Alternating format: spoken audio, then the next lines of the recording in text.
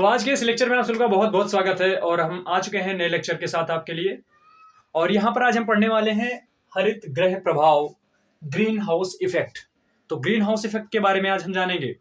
तो green house को समझने के लिए, ग्रीन हाउस इफेक्ट को समझने के लिए कि किस प्रकार से काम करता है, हम पहले आपको एक एग्जांपल देते हैं। तो ग्रीन हाउस इफेक्ट क्या होता है कि आपने कई दफे आपने महसूस किया होगा, एक्सपीरियंस किया होगा कि मान लेते हैं कि आपके पास एक गाड़ी है 4 व्हीलर और उसमें क्या है कि चारों ओर की खिड़कियां बंद करके आप धूप में खड़ी कर दी हैं और उसमें आप बैठे हुए हैं। तो होता क्या है कि आपका लगातार सूर्य का जो प्रकाश होता है, ऊष्मा खिड़की से होते हुए गाड़ी के अंदर आ तो जाती है, लेकिन वह ऊष्मा बाहर नहीं जा पाती है और लगातार आपके गाड़ी का टेम्परेचर जो होता है वो बढ़ता रहता है। इससे होता क्या है कि आपको ऊष्मा क्या महसूस होता है कि उसमें लगता है कि गर्मी बहुत ज्यादा हो गई, उमस महसूस होने लगती है। तो जो खिड़की है और जो गाड़ी के भीतर आपका पूरा अराउंड और बाहर जो सूर्य का प्रभाव है, तो आप इस प्रकार से मान सकते हैं कि आपकी जो पूरी गाड़ी है वो पृथ्वी है और जो खिड़कियां लगी हुई हैं, वो जो खिड़की है वो एक प्रकार से ओजोन परत या गैसों का परत है जो कि पृथ्वी के चारों ओर है और सूर्य का प्रकाश भीतर आ रहा है।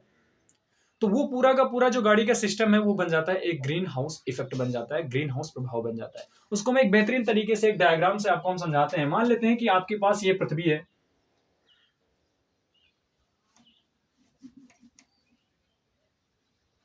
तो इस पृथ्वी में सूर्य के प्रकाश की किरणें आ रही हैं, ये पृथ्वी है और पृथ्वी पर सूर्य की प्रकाश की किरणें क्या हो रही हैं, आ रही हैं। तो सूर्य की प्रकाश की किरणें आ तो जाती हैं, यहां पर एक लेयर लगा हुआ है। अब मान लेते हैं यहां पर जो परत है उस परतों से छन कर कुछ तो बाहर ही रह जाती हैं, बाकी सूर्य की जो उसमें की किरणें हैं वो अंदर आ रही हैं, पृथ्वी पर आ जाती हैं, लेकिन वह बाहर नहीं जा पाती हैं। क्या नहीं पाता है, बाहर नहीं जा पाती हैं। तो उसमें क्या होता है कि ये इस प्रकार से पृथ्वी का तापमान बढ़ने लगता है और यह तापमान बढ़ने के कारण क्या कहलाता है कि ये एक ग्रीन हाउस इफेक्ट है। तो यदि इस परिभाषा को हम लिखना चाहें तो इस प्रकार से हम लिख सकते हैं, ग्रीन हाउस प्रभाव को यदि लिखना चाहें तो ये हमारे बोर्ड एग्जाम के पॉइंट ऑफ व्यू से बहुत इंपॉर्टेंट है, क्लास 10 के लिए बहुत इंपॉर्टेंट है, कई बार ये क्वेश्चंस आ रहे हैं। ठीक है, तो इसमें हम देखते हैं क्या लिखते हैं कि हमारे पृथ्वी के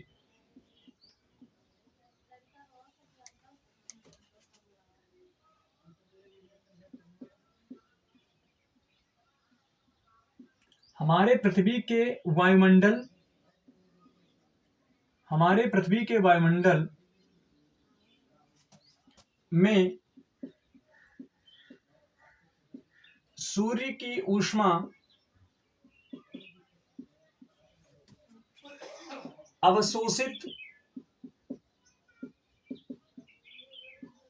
अवशोषित हो जाती है, हो जाती है,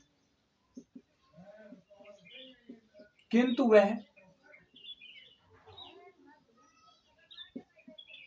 वह वायुमंडल से बाहर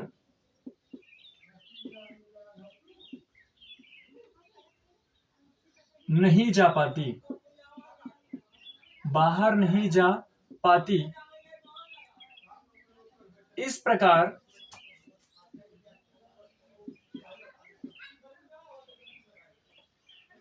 के प्रभाव को इस प्रकार के प्रभाव को हरित गृह प्रभाव कहते हैं। क्या कहते हैं, हरित गृह प्रभाव कहते हैं।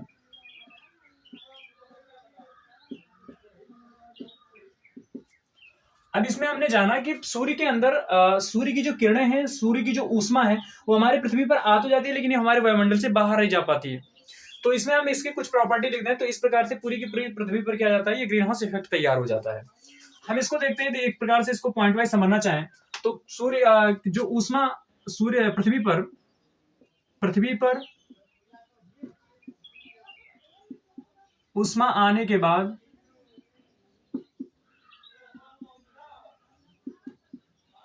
बाद वापस नहीं जा पाती है।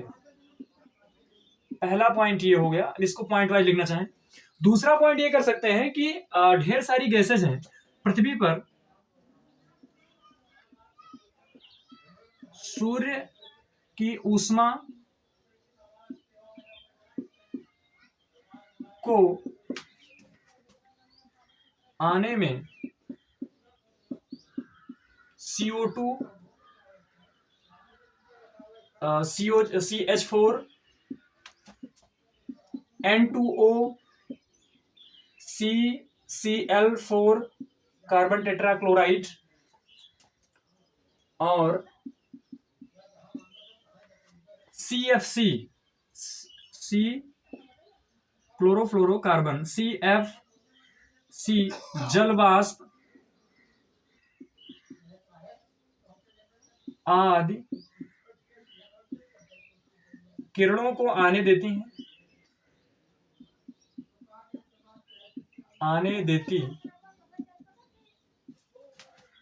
किंतु वापस नहीं जा पाता है, किंतु वापस नहीं जा पाता है। अब ये जितने गैसेज हैं इनको हम कह सकते हैं एक प्रकार से ग्रीन हाउस गैसेज। तो ग्रीन हाउस गैसेज की मात्रा, यदि इसमें एक इफेक्ट की बात यह है कि यदि ग्रीन हाउस गैसेज की मात्रा यदि CO2 और CO2 CH4 N2O और CCl4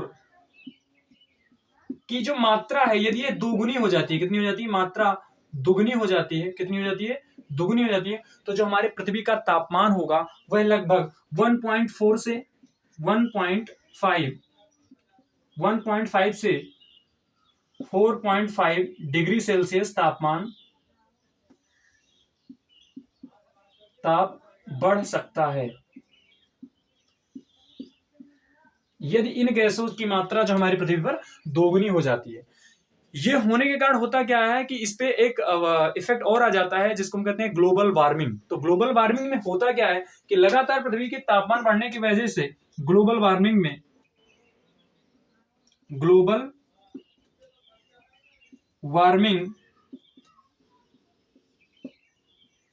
प्रभावित होता है। ग्लोबल वार्मिंग को थोड़ा समझ लेते हैं।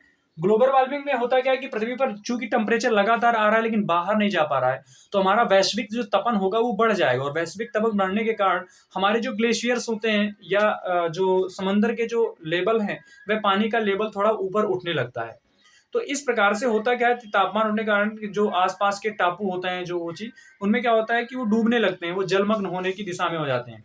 लेकिन यही कंडीशन काफी दिनों तक बनी रही तो हो सकता है कि हमारी लगभग ऐसी चीजें हो जाए। ग्लोबल वार्मिंग के और बहुत ढेर सारे हैं, जैसे हो जाता है रेडिएशन पोल्यूशन में क्या होता है कि बड़े बड़े जो नाभिकीय रिएक्टर्स होते हैं उनको या परमाणु बम या वगैरह वगैरह चीजों को बनाने के लिए इसमें नाभिक संलयन में क्या होता है, बहुत ढेर सारी मात्रा में क्या होती है कि ये सारी गैसेज निकलती हैं और जिसके कारण हमारा ग्लोबल वार्मिंग बढ़ता है। तो ये पूरा प्रभाव रहा है, इसको हमें कम करने के और ज्यादा से ज्यादा ये जो भी विकसित राष्ट्र होते हैं उनके द्वारा ज्यादा ये किया जाता है प्रदूषण। तो ये ग्रीन हाउस इफेक्ट रहा। हमें उम्मीद है ये कि आप लोग को ये चीज समझ में आई होगी और आप इसको नोट कर लेंगे और वीडियो तरते आप पढ़ते रहेंगे। जो भी मैंने बोला भी है उसको आप भी नोट कर सकते हैं। तो बहुत बहुत धन्यवाद और फिर मिलते हैं अगले लेक्चर में।